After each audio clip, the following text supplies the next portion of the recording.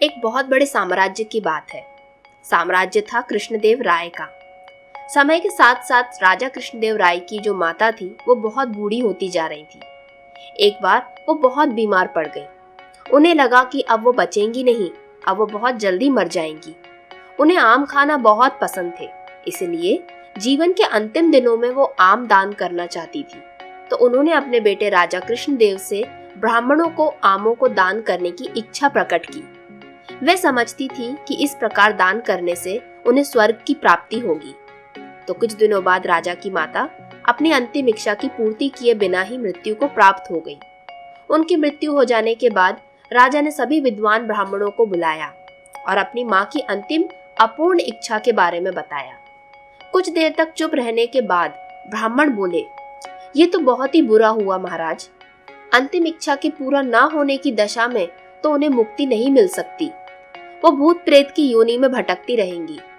महाराज, आपको उनकी आत्मा की शांति का उपाय जरूर करना चाहिए। तब महाराज ने उनसे अपनी माता की अंतिम इच्छा पूर्ति का उपाय पूछा। ब्राह्मण बोले, उनकी आत्मा की शांति के लिए आपको उनकी पुण्यतिथि पर सोने के आमों का दान करना पड़ेगा। अतः राजा ने माँ की पुण्यतिथि पर कुछ ब्राह्मणों को भोजन के लिए बुलाया और प्रत्येक को सोने से बने आम दान में दिए। जब तेनालीरामन को ये पता चला तो वो तुरंत समझ गए कि ब्राह्मण लोग राजा की सरलता का और भोलेपन का लाभ उठा रहे हैं। तो तेनालीरामन ने उन ब्राह्मणों को एक पाठ पढ़ाने की योजना बनाई। अगले दिन तेनालीरामन ने ब्राह्मणों को निमंत्रण पत्र भेजा। उसमें लिखा था कि तेनालीरामन भी अपनी माता की पुण्यतिथि पर दान करना चाहता है, क्योंकि तेनालीरामन की माँ भी अपनी एक अधूरी इच्छा को लेकर मर गई थी। जब से उसे पता चला कि उसकी माँ की अंतिम इच्छा पूरी ना होने के कारण वो भूत प्रेत की योनि में भटकती रही होगी, वो बहुत ही दुखी हो गया और चाहता था कि जल्दी से उसकी माँ की आत्मा को शांति मिल जाए। ब्राह्मणों ने सोचा कि तेनालीरामन के घर से भी बहुत अधिक धन मिलेगा, क्योंकि वो बहुत बड़ा विदूषक है, राजा कृष्णदेव राय का विदूषक है। सभी ब्राह्मण निश्चित दिन तेनालीरामन के घर पहुंच गए। ब्राह्मणों को स्वादिष्ट भोजन परोसा गया। भोजन करने के पश्चात सभी दान मिलने की प्रतीक्षा करने लगे। तभी उन्होंने देखा कि तेनालीरामन लोहे की सलाखों को आग में गर्म कर रहा है। जब उससे पूछा, तेनालीरामन बोला, मेरी माँ फोड़ों के दर्द से बहुत परेशान थी। मृत्यु के समय उन्हें बहुत तेज दर्द हो रहा था। इससे पहले कि मैं गर्म सलाखों से उनकी सिकाई करता, वो मर चुकी थी। अब उनकी आत्मा की शांति के लिए मुझे आपके साथ वैसा ही करना पड़ेगा जैसा कि उनकी अंतिम इच्छा थी। ये सुनकर ब्राह्मण बौखला गए, डर गए। वो वहां से तुरंत चले जाना चाहते थे। वे गुस्से में तेनालीरामन से बोले, हमें गर्म सलाखों से दागने पर तुम्हारी माँ की आत्मा को शांति कैसे मिलेगी? तेनालीरामन कहता है, नहीं महाशय, मैं झूठ नहीं बोल रहा। यदि सोने के आम दान में देने से महाराज की माँ की आत्मा को शांति मिल सकती है, तो मेरी माँ की आत्मा को शांति क्यों नहीं मिल सकती?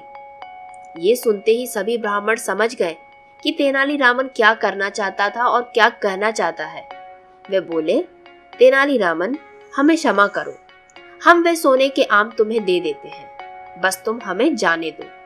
तेनालीरामन ने सोने के आम लेकर ब्राह्मणों को जाने दिया, परंतु एक लालची ब्राह्मण ने सारी बात राजा को जाकर बता दी। ये सुनकर राजा बहुत क्रोधित हो गए।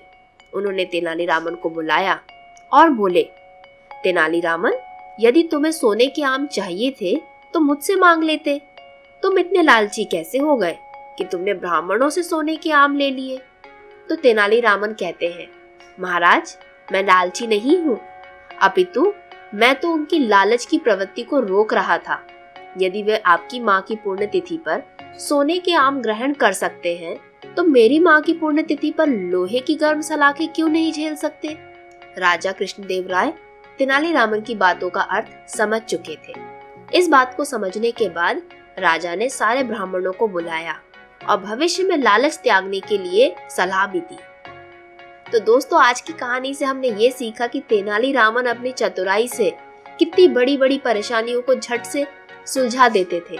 कैसे उन्होंने इतने सारे ब्राह्मणों को लालच की बुरी बला से दूर कर दिया। आशा करती हूँ आज की कहानी आपको पसंद आई होगी। अगर पसंद आई है तो इस वीडियो को एक लाइक जरूर करें।